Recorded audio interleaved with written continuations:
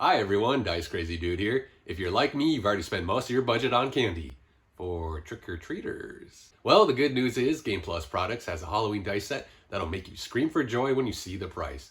But what will your screams be? When you see the dice.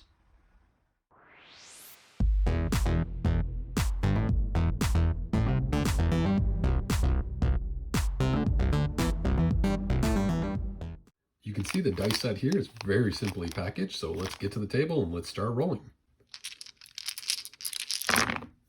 GamePlus Products Halloween Skull and Black Bats dice set retails for $6, but you normally can find it between $4 and $5. You can see this is a clear, transparent dice set with these skull inclusions surrounded by kind of a bat confetti. Now, those skulls are actually like necklace or bracelet beads, and then those bats to me look like they're almost kind of like nail applications you put on acrylic nails. So the inking on this set is done in black, and it's actually done very well on all the dice. I haven't found any problems. I think this dice set is actually made out of resin. If you look on the D6 here, right below the bottom of that 2, you can see kind of there's a transition layer. You can actually see different opacities there. And I think they did that so that that skull would, rest nicely in the center. Now it works very well on the D6, the D4. Unfortunately, all the other dice, though, that skull is off center.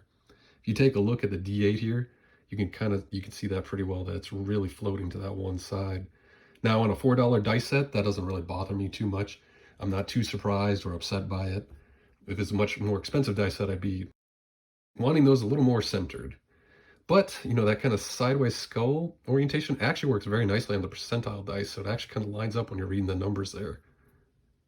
I like on the D12 here, if you look at that kind of bat confetti, it's almost swarming the face on this guy. It's like, ah, my eyes. So I thought that was pretty funny. And then it's pretty funny here on the D20 with all those facets.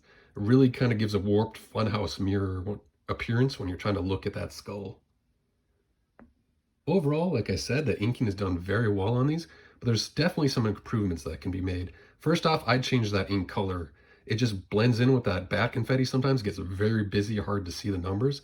I think they really kind of missed a beat here. They could have done either like a blood red or kind of a pumpkin orange, and I think that really still fit the theme of the dice, but make those numbers really stand out nicely.